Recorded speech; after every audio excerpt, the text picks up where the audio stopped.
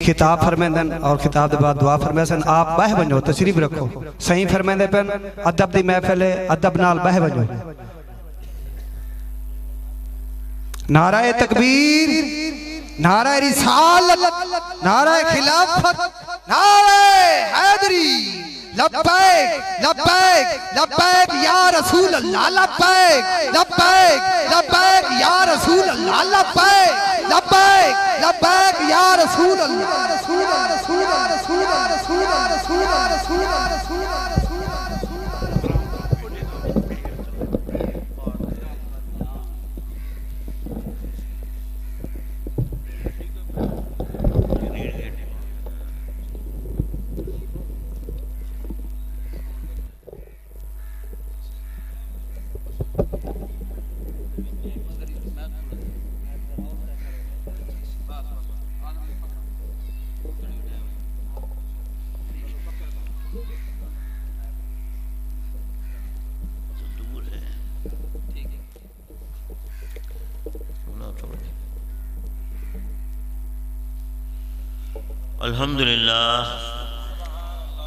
الحمدللہ نحمده ونستعینه ونستغفره ونؤمن به ونتوکل علیہ ونعوذ باللہ من شرور انفسنا ومن سیئات اعمالنا من یهده اللہ فلا مضل له ومن یضلل فلا ہادی له ونشهد ان لا الہ الا اللہ وحدہ لا شریک له ونشهد ان سیدنا وسندنا ونبینا وحبیبنا وکریمنا ورؤوفنا ورحیمنا ومولانا وملجانا وماوانا محمدا عبدہ ورسولہ اما بعد اعوذ باللہ من الشیطان الرجیم بسم اللہ الرحمن الرحیم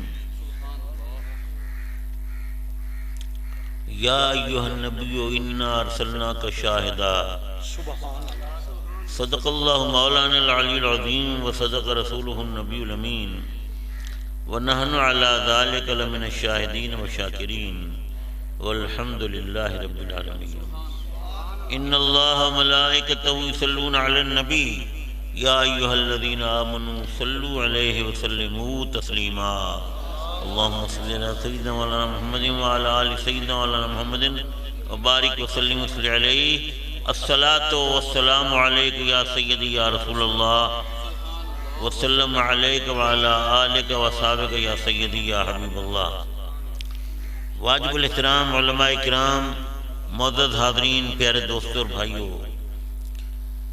میں اپنے جانثار بہت پیارے پیر بھائی علامہ سعیدی صاحب کی دعوت پر اس محفل میں حاضر ہوں اور استاد العلماء خطیب اہل سنت حضرت علامہ مولانا نذیر احمد قریشی صاحب دامت برکات العالیہ نے ایمان افروز خطاب فرمایا ہے عالم دین ہیں اور اہل دل ہیں اہل نظر ہیں میں تو ایک بے علم اور بے عمل انسان ہوں اور اب تو میں جس مرحلے سے گزرا ہوں اس میں اب میں آپ یقین کریں کہ کسی قابل نہیں رہا تقریر کرنا سفر کرنا یہ میرے لیے بہت ہی مشکل کام ہو گیا ہے اور اب جس میں آیا ہوں سفر سے تو اب میرا ذہن بھی حاضر نہیں ہے اور کچھ عرض نہیں کر سکتا وقت بھی بہت تنگ ہو گیا ہے عصر کی نماز بھی پڑھنی ہے تو حضرات گرامی یہ میلاد کی محفل ہے اور میلاد کی محفل منانا میلاد کی خوشی منانا یہ ہمارے ایمان کا تقاضا ہے اللہ رب العزت جل مجدہ ارشاد فرماتا ہے یا ایھا النبی انا ارسلناک شاہدا اے نبی ہم نے آپ کو شاہد بنا کر بھیجا رب کائنات اپنے حبیب کو خطاب فرما رہا ہے رب کائنات نے اپنے پاک کلام میں بہت سے لوگوں کو خطاب فرمایا کافروں کو خطاب فرمایا قل یا ایھا الکافرون مومنوں کو خطاب فرمایا یا ایھا الذین آمنوا انبیاء کرام کو خطاب فرمایا یا موسیٰ یا اسحاق یا ابراہیم یا آدم. رب کائنات نے جن کو خطاب فرمایا ان کی حیثیت کے مطابق خطاب فرمایا. کافروں کو خطاب فرمایا اپنا غیظ و غضب ظاہر کرنے کے لیے کہ اے کافرو میری الوہیت اور میری قدرت کے منکرو میرے عذاب کے لیے تیار ہو جاؤ. مومنوں کو خطاب فرمایا غفلت سے جگانے کے لیے کیا ہے میرے حبیب کے غلاموں تم نے میرے حبیب کا دامن پکڑا ہے لیکن غفلت میں ہو. غفلت چھوڑ دو اور میرے حبیب کے حکم کے مطابق عمل کرو.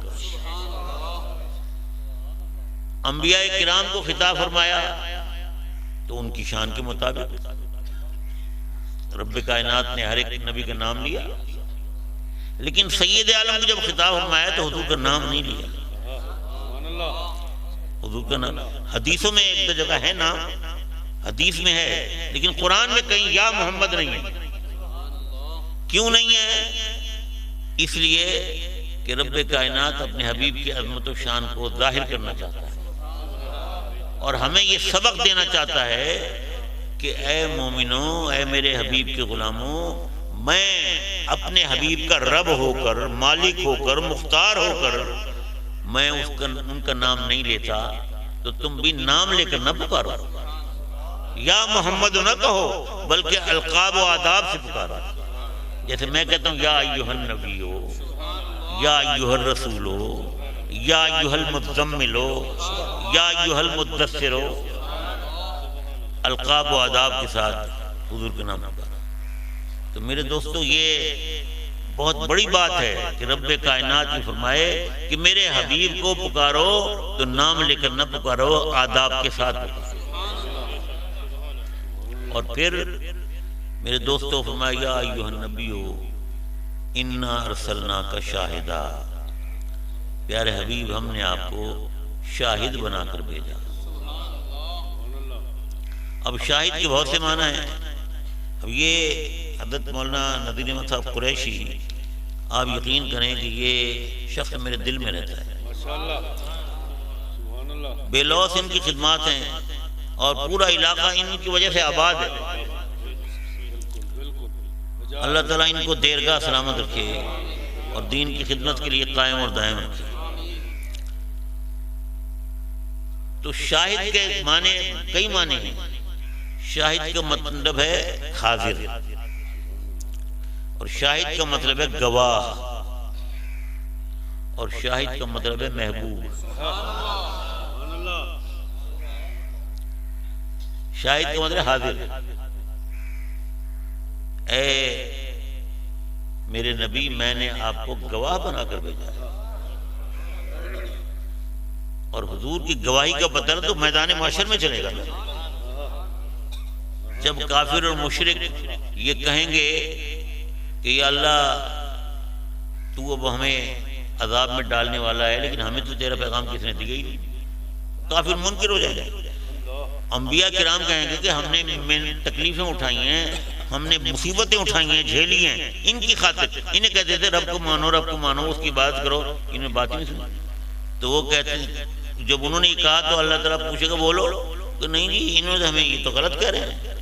انہوں نے تو ہمیں آپ کا پیغام دیا ہی نہیں. اے رب اگر تیرا پیغام ہمیں ملتا تو ہم ضرور تیری بات کرتے. تو پھر میرے دوستو انبیاء کرام کیا کہیں گے؟ وہ جھوٹے پڑھ رہے ہیں نا معاذ اللہ معاذ اللہ.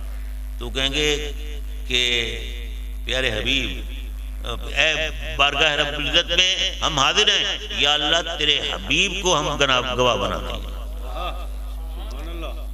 تیرے حبیب کو گواہ بناتے ہیں.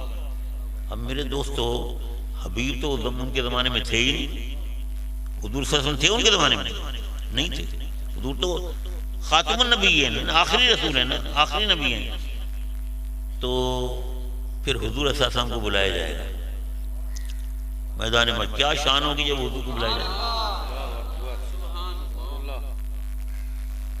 فقط اتنا سبب ہے انعقاد بزم محشر کا. فقط اتنا سبب ہے انعقاد بزم محشر کا.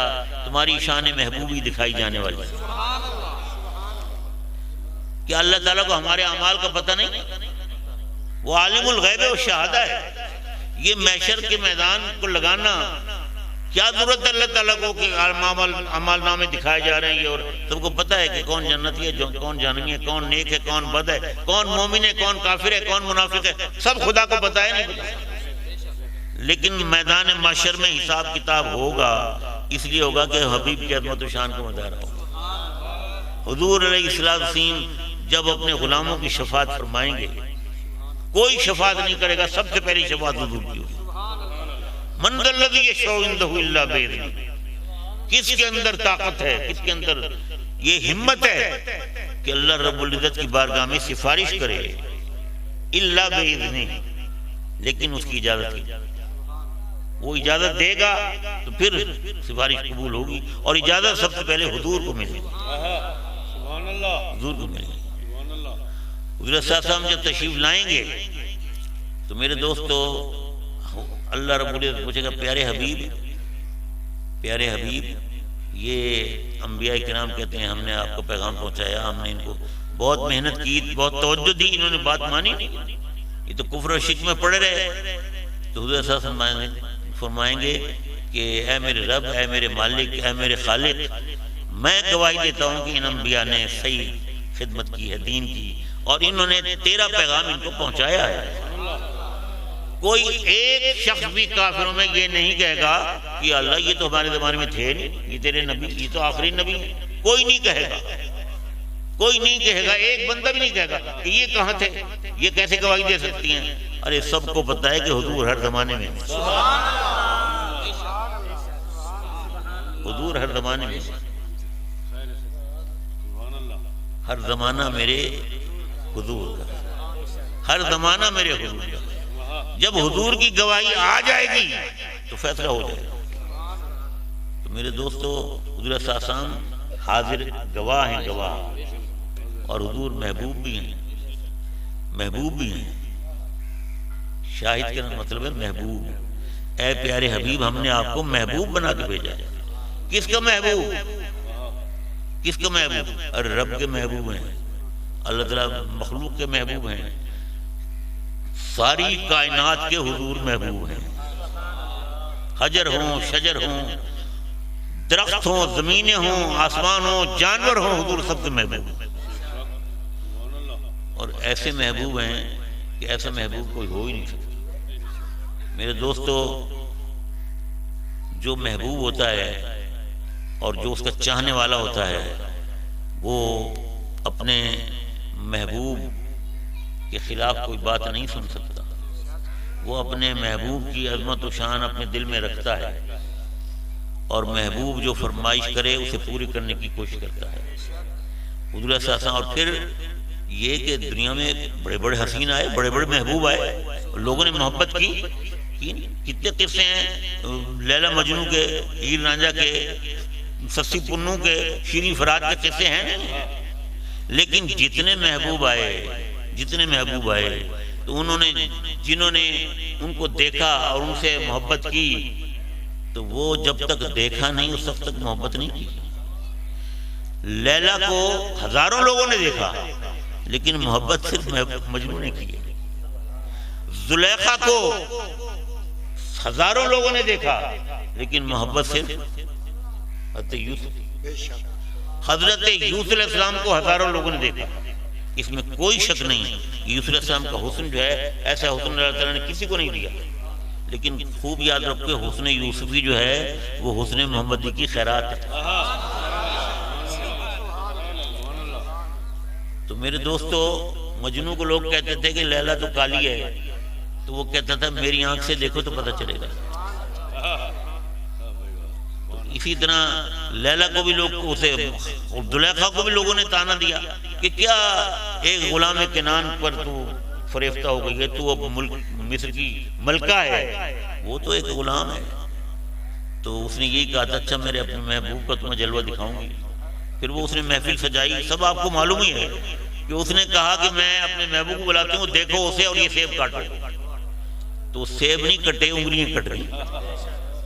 اور انگلیاں کٹ کے انہوں نے یہ نہیں کہا ہے انگلیاں کٹ گئی، وہ تو حسن یوسف میں بالکل محو ہو گئی. انہیں پتہ نہیں چلا اپنی انگلیوں کے کٹنے کا۔ تو میرے دوستو، حسن یوسف وہ ہے کہ انگلیاں کٹ جائیں تو پتہ نہیں چلتا، حسن محمدی وہ ہے کہ سر کٹ جائیں تو پتہ نہیں چلتا۔